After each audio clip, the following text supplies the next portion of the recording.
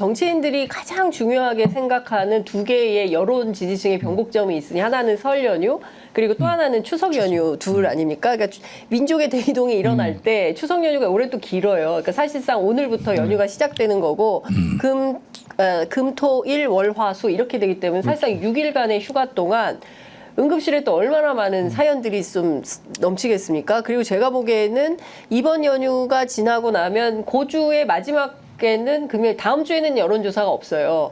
그리고 그 다음 주에 갤럽 조사가 있는데 그럼 그 다음 주 여론조사에서 의원님은 더 떨어진다 이렇게 보십니까? 저는 앞자리가 일자리로 바뀐다. 바뀔 거라고 저는 생각합니다. 예. 그렇게 보시는 이유는?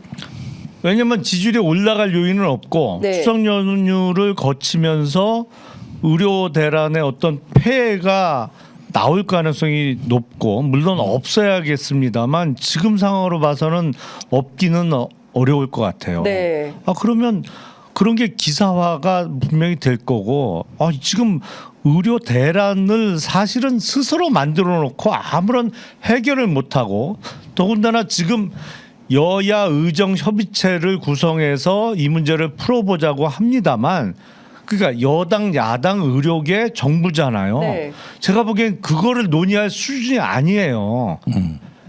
여정 협의체부터 만들어야 돼요. 여당 따로 정부 따로인데 지금 김여정 오라 그래.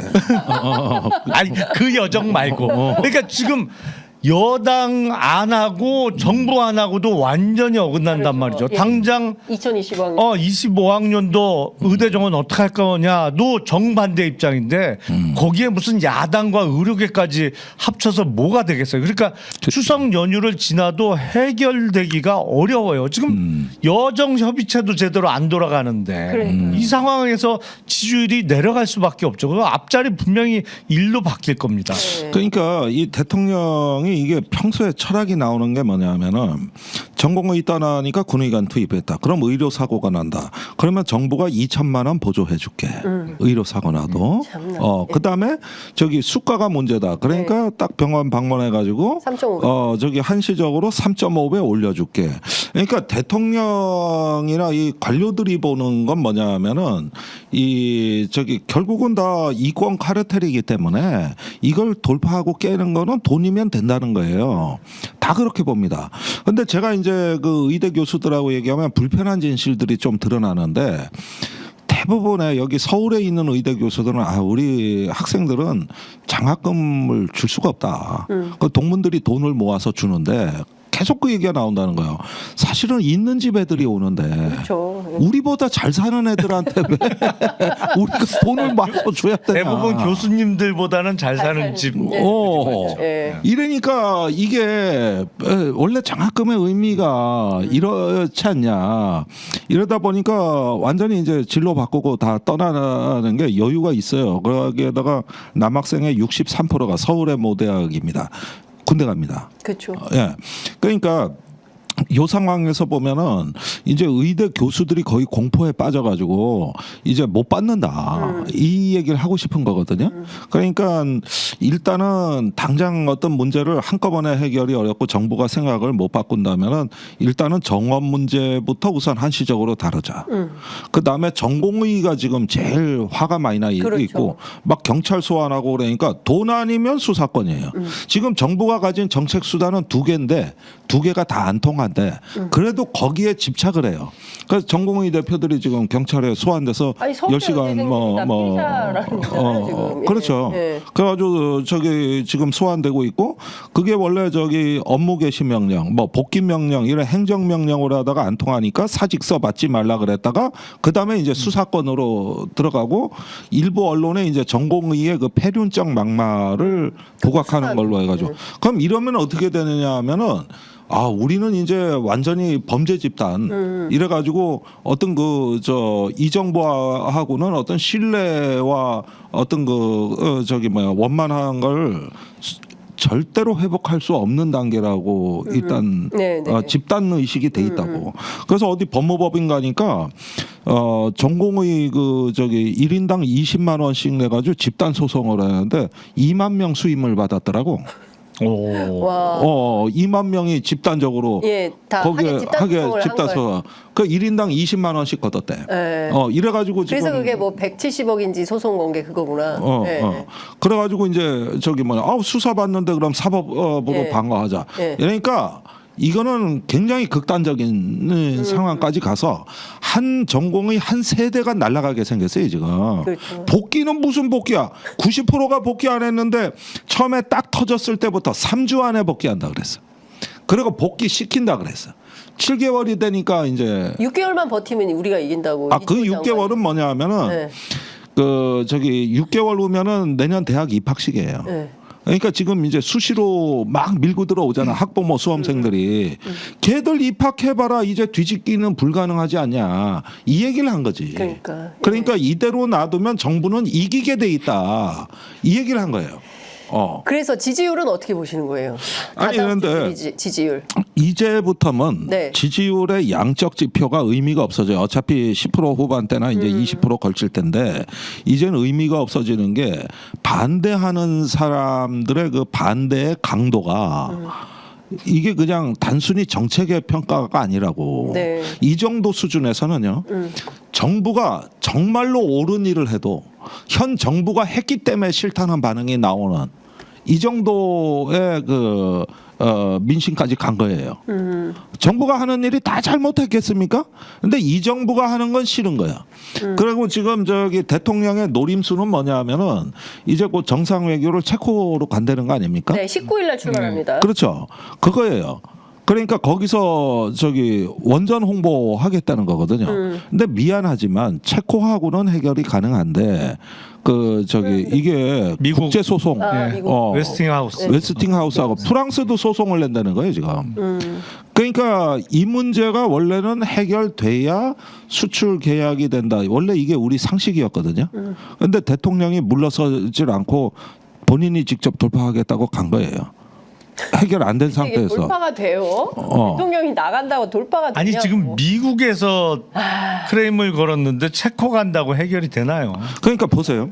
그 뭐 2천만 원 뭐 그거 3.5배 수가. 그러니까 이게 이분이 갖고 있는 자유의 철학은 세상은 이익과 돈과 권력으로 움직인다고 믿는 세계관입니다. 그러니까 처방이 다 그렇게 나오는데 동해에서 석유 나오는데 싫어할 사람 없다. 체코의 원전 판다는데 싫어할 국민 없다. 항상 이런 거죠. 그러니까 지금 보기에는 이제 본인들은 옳다고 생각하는 방식으로 밀어가면 반드시 끝내 우리가 승리하리라 어떤 정신승리의 지금 계산 무슨 속에 김민기 상록수야.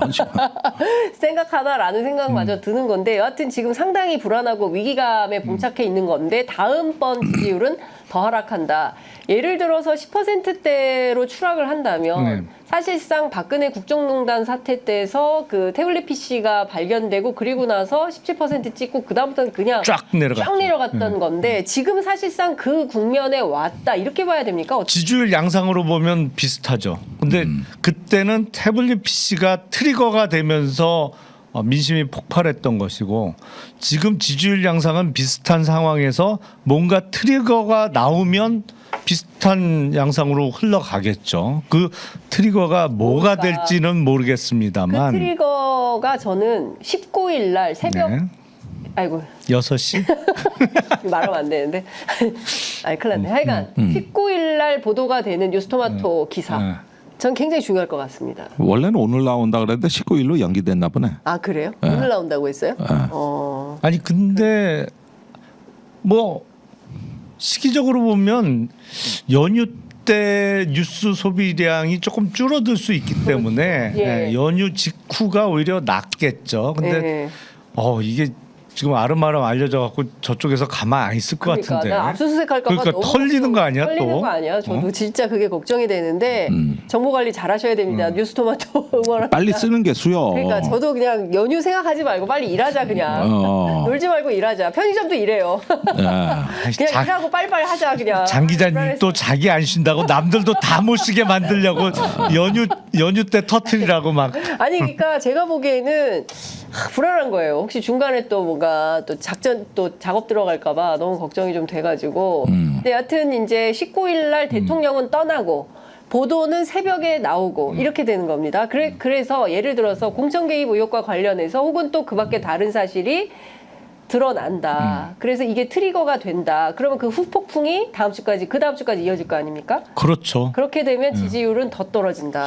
지지율을 그때 논할 필요는 없을 것 같은데요. 사실은 지지율이 중요한 게 아니고 그때 가면 네.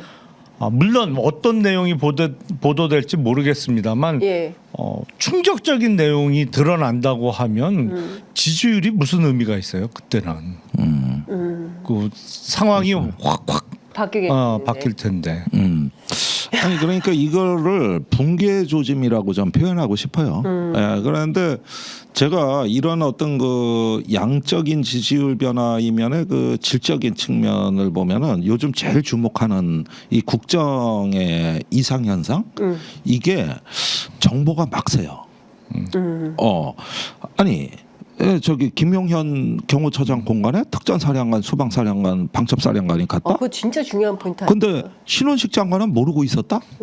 그다음에 행안부 장관이 방첩사를 갔는데 신원식 국방장관은 모르고 있었다. 왕따. 그다음에 핵쟁이네. 여기 왜 이렇게? 네. 저기 이것도 중요한 뉴스인 게 네. 장경태 의원이 폭로했는데 군 골프장에 일반인들 다 내보내고 맞아요. 대통령 부부가 쳤다. 네. 그러니까 군 골프장에 산부가 생긴겨. 그렇죠. 5시에. 어. 군 골프장도 3부 부킹이 있다는 걸 몸소 보여주기 위해서 그렇지, 그렇지. 8월 24일 날 칭찬. 5시에 티업을 한 거죠. 그러니까 거의 우리가 그렇죠. 이종호실 지원하는 그렇죠. 거예요. 그 3부가 3부 토건이 아니고 골프 3부다라는 거를 입증하기 위해서 대통령 부부가 친히 군 그랬는데 그럼 거기 민간인이 평소에도 못 들어가는 골프장이거든요. 네. 그랬는데 이 정보가 바로 저기 야당 의원한테가 지금 얘기하는 거 다 야당 의원이 폭로한 겁니다. 네. 그다음에 정보사 블랙요원 신상이 중국에 넘어간 게 수사 중인 게 야당 의원한테 샜다? 그렇죠. 자, 이걸 차례대로 보라고. 왜 김용현 국방장을 저렇게 긴급히 보냈겠느냐. 네. 이게 장관도 모르는 정보를 야당 의원들이 알고 있는 거예요. 그것도 군대예요. 1급 기밀들이에요. 700에 8080도 국가 안보 때문에 말 못하겠다고 하는 자들입니다. 대통령 경로도 국가 안보 때문에 얘기 못하겠다는 자들이에요.